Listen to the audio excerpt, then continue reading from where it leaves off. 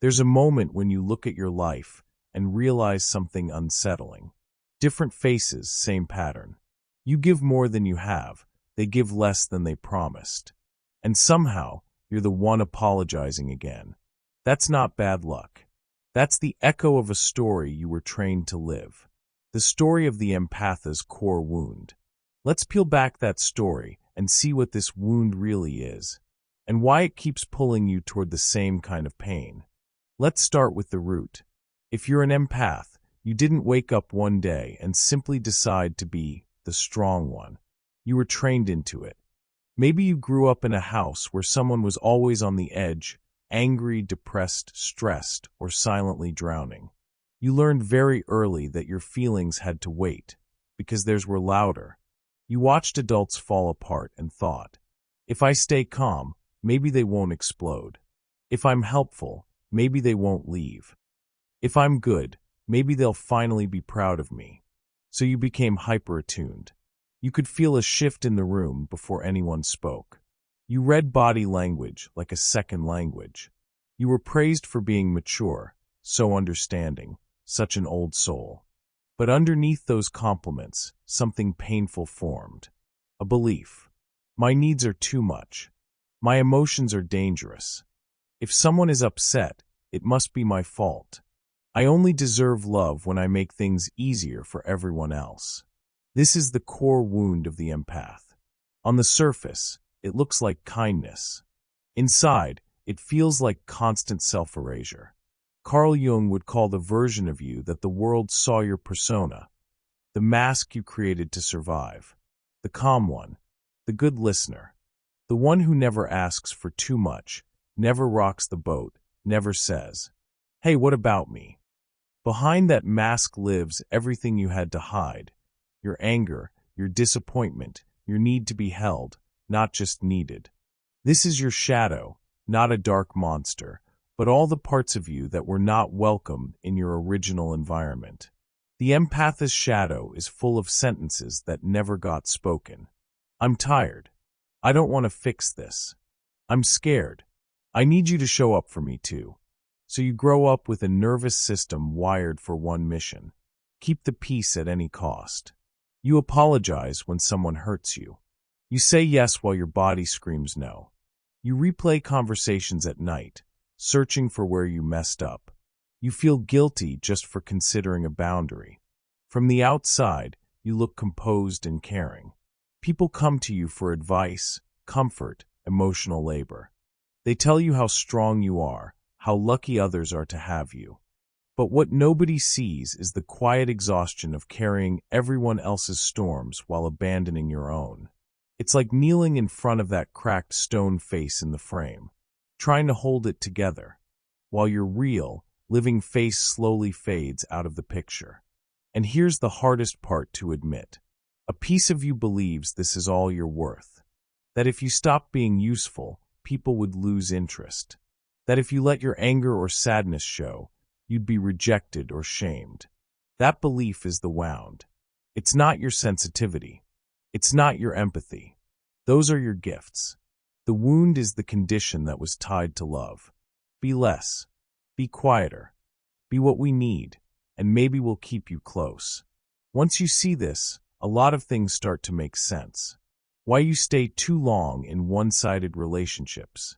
Why you're drawn to people who are complicated or broken. Why you feel responsible for fixing what you didn't break. Your core wound keeps whispering, if I can heal them, maybe I'll finally prove I'm enough. But that story is not the truth of who you are. It's simply the script you were handed before you had a choice. And the moment you name it, you create space for a new script. Because if this wound is the doorway toxic people walk through, then healing it is how you quietly close that door, without closing your heart. In the next part, we'll look at exactly how toxic people sense this wound in you, and why they're so magnetized to empaths who are still carrying it. Once you understand your core wound, something almost eerie becomes clear. Toxic people don't just appear in your life. They recognize something in you. Not consciously. They're not sitting there thinking, an empath, I'll use this one. But on an unconscious level, there's a perfect fit. They want someone who will carry their chaos.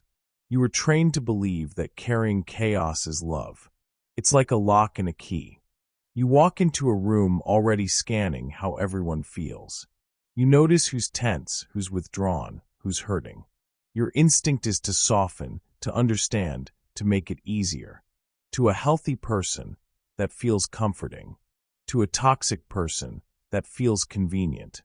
Toxic people are often emotionally immature, narcissistic, or deeply wounded in their own ways. They lack the capacity or the willingness to truly take responsibility for their behavior. So they look for someone who will do the emotional work for them. And empaths, especially unhealed empaths, shine like a lighthouse. You listen without judging. You forgive quickly. You offer endless second chances. You default to, maybe I'm the problem. That combination is irresistible to someone who has no interest in changing. Here's how the pattern usually starts. They sense your depth. They sense your care. They sense your softness. So they come in strong. They might love bomb you. Intense compliments, deep conversations. You understand me like no one else. I've never felt this seen. For an empath with a core wound of, I am loved when I take care of others, this feels like destiny.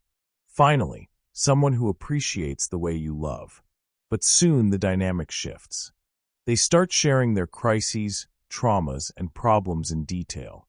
You become their therapist, their nurse, their emotional first responder. And little by little, it becomes less about connection and more about containment. You're containing their outbursts, their bad days, their rage, their insecurity. Carl Jung talked about projection, the way we throw our own unresolved material onto others. Toxic people project their inner mess onto you, then blame you when it leaks. You start apologizing for feelings that aren't even yours. I'm sorry you're upset. I'm sorry I made you feel that way. I'm sorry, I didn't mean to trigger you. Even when, objectively, they cross the line. They also know, again, unconsciously, how to weaponize your fear of abandonment. They might pull away when you set a boundary. They might go silent when you finally speak up. They might throw in lines like, "You're too sensitive. Not everything is about you. Everyone else can handle me, why can't you?" And immediately, your core wound lights up. I'm asking for too much. I'm difficult. I should be more understanding. So instead of walking away, you work harder. You over-explain. You over-apologize. You over-function. From the outside, it looks like you're the one holding the relationship together. From the inside, it feels like drowning slowly while smiling. Jung would say that what is unconscious in you becomes your fate. Your unhealed need to prove your worth through sacrifice pulls you into the orbit of people who need a sacrifice. They don't want a partner. They want an emotional ecosystem that keeps them comfortable. And you, with your history, know exactly how to build that ecosystem. You anticipate their moods. You study their triggers. You avoid saying certain things to keep the peace.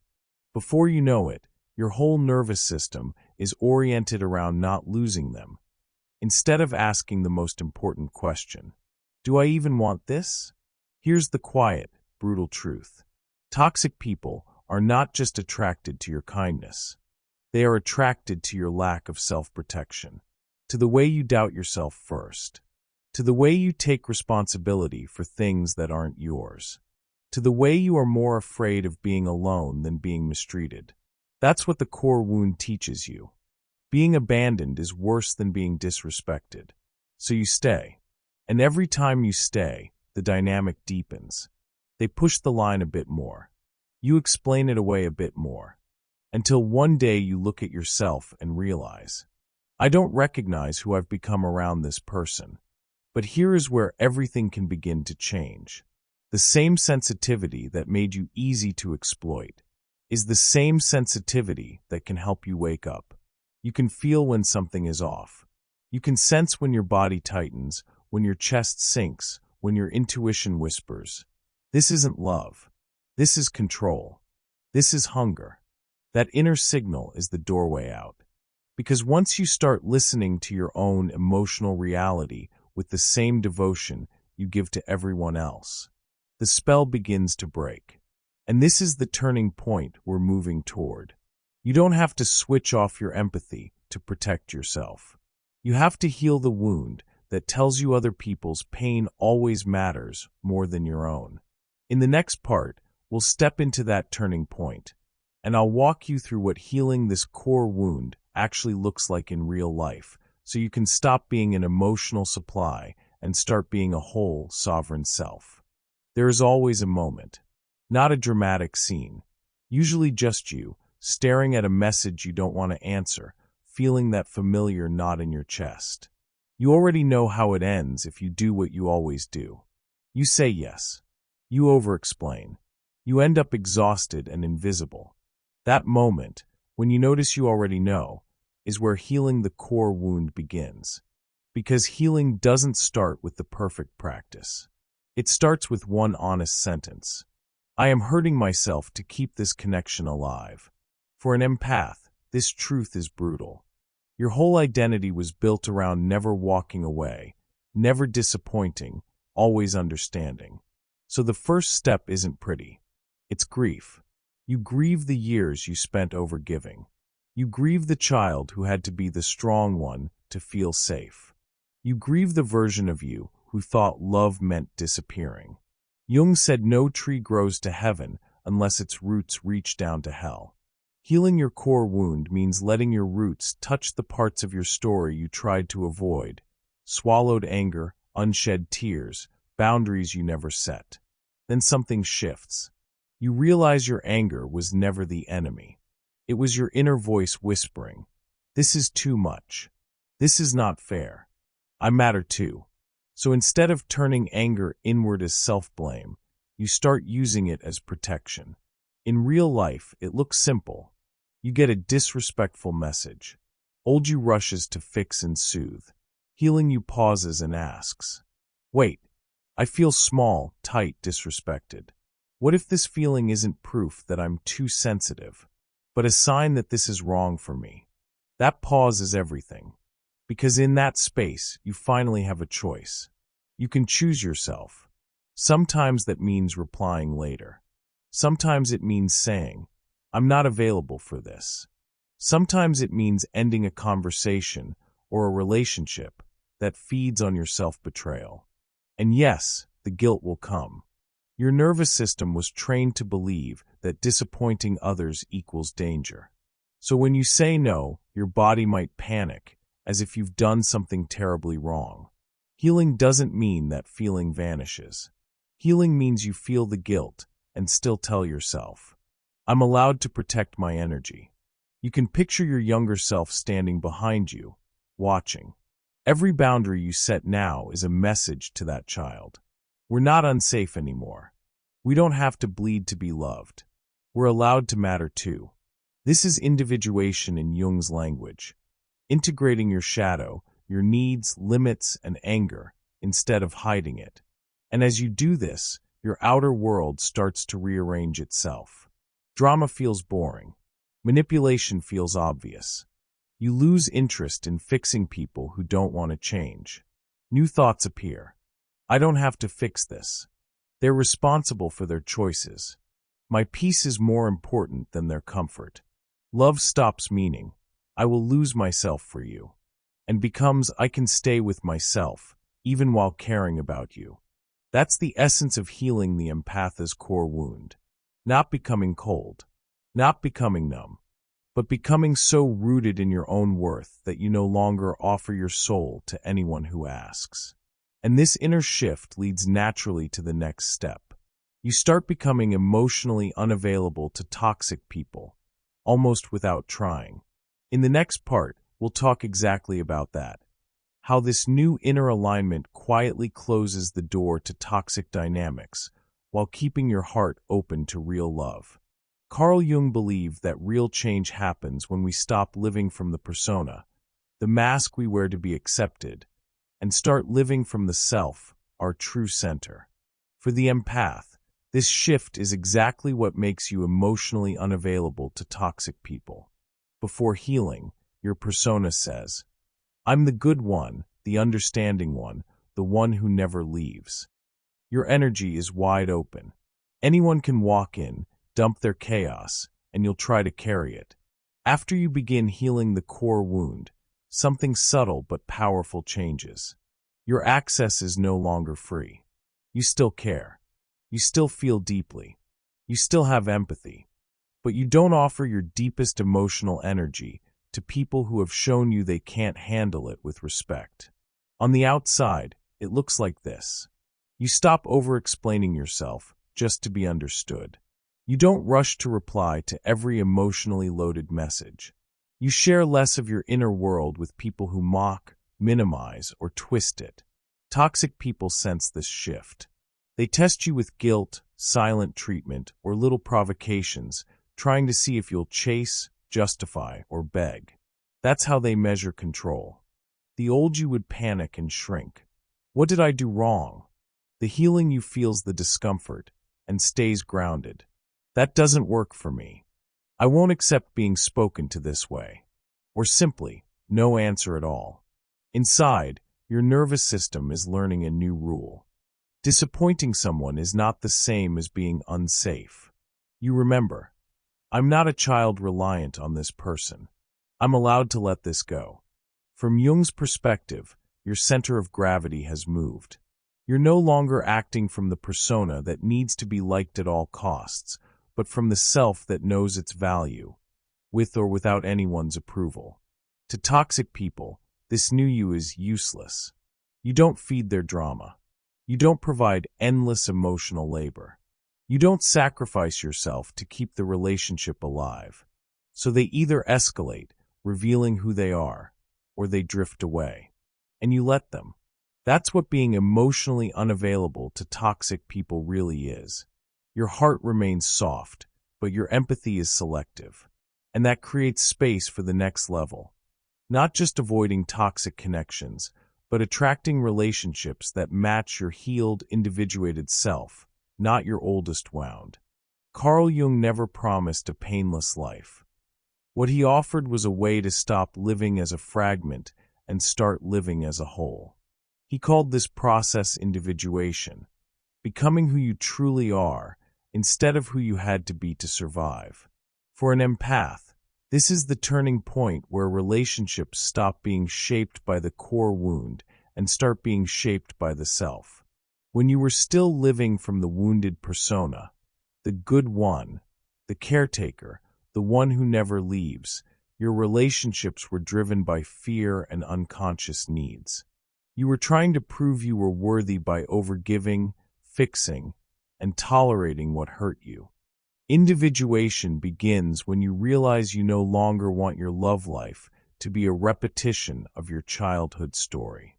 You stop asking, "How do I keep them?" and start asking, "Do I feel safe and respected when I'm with them?" From this place, the idea of love changes. High-standard love is not about finding someone perfect. It is about finding relationships that align with your values, your nervous system, and yourself. Instead of chasing intensity, you start valuing consistency. Instead of being hypnotized by chemistry, you pay attention to character. Instead of being impressed by big promises, you watch for small actions repeated over time. Your empathy doesn't disappear, it gets retrained.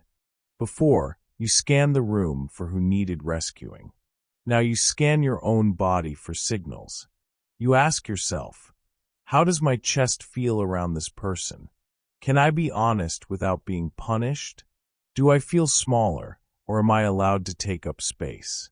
These questions move the center of decision-making from your wound to your deeper self. Jung would say you are withdrawing projections. You're no longer projecting your unhealed need for validation onto someone and calling it destiny. High-standard love also raises your baseline expectations. You no longer feel grateful just because someone chooses you. You start asking if they choose you well. Do they respect your time? Do they apologize without twisting the story? Do they show care even when it's inconvenient? When the answer is no, you don't launch into a long mission to heal or fix them. You recognize the misalignment and allow yourself to leave, not out of coldness, but out of self-respect. As you integrate more of your shadow, your anger, your needs, your boundaries, you stop looking for someone to complete what's missing in you. Instead, you look for someone who can meet what is already there. You are no longer drawn to relationships where you play the quiet hero or emotional parent. You begin to choose connections where you can be strong and vulnerable, where no is allowed, and where both people are responsible for repair after conflict. For an empath used to chaos, this kind of love may feel strange at first. Calm can feel like boredom. Respect can feel unfamiliar. Your nervous system might initially miss the highs and lows of drama. But this discomfort is not a sign that something is wrong. It is a sign that your system is adjusting to a healthier reality. The work now is to stay long enough for your body to learn that safety and respect can be normal. This is Jung's path in action, moving from unconscious repetition to conscious choice, from persona to self, from wound-based love to high-standard love. You don't need to be perfectly healed to deserve this. You simply need to stop bargaining with people who demand your self-abandonment as the price for staying. Your sensitivity becomes a compass instead of a curse, guiding you away from what drains you and toward relationships that are capable of holding the depth of who you are. Carl Jung said that what we leave unconscious comes back to us as fate. When you look at your story as an empath, you can see this clearly. The child who learned to keep the peace became the adult who tolerates too much. The one who had to guess everyone else's mood became the perfect partner for people who never want to take responsibility. Fate was just the same dynamics repeating with different faces. In this video, you've seen how this is not a character flaw, but the result of a core wound.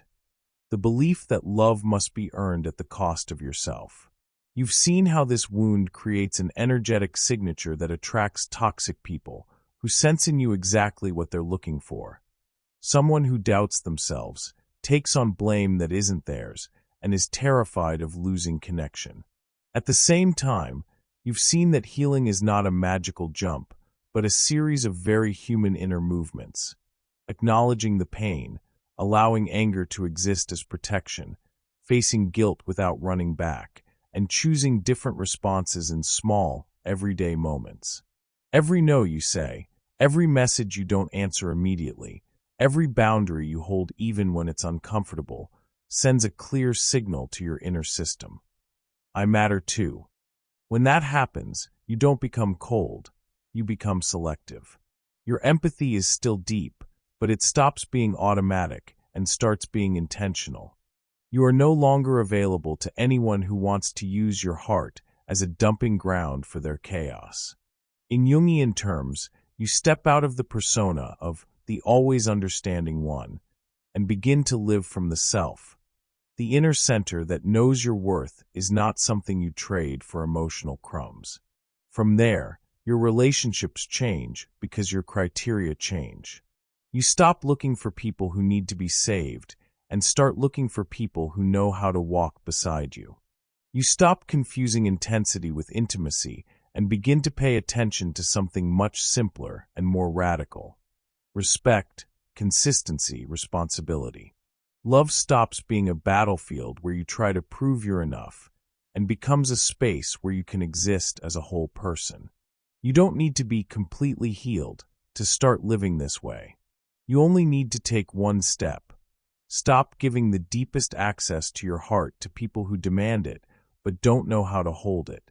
From that step forward, every new choice reinforces a new identity.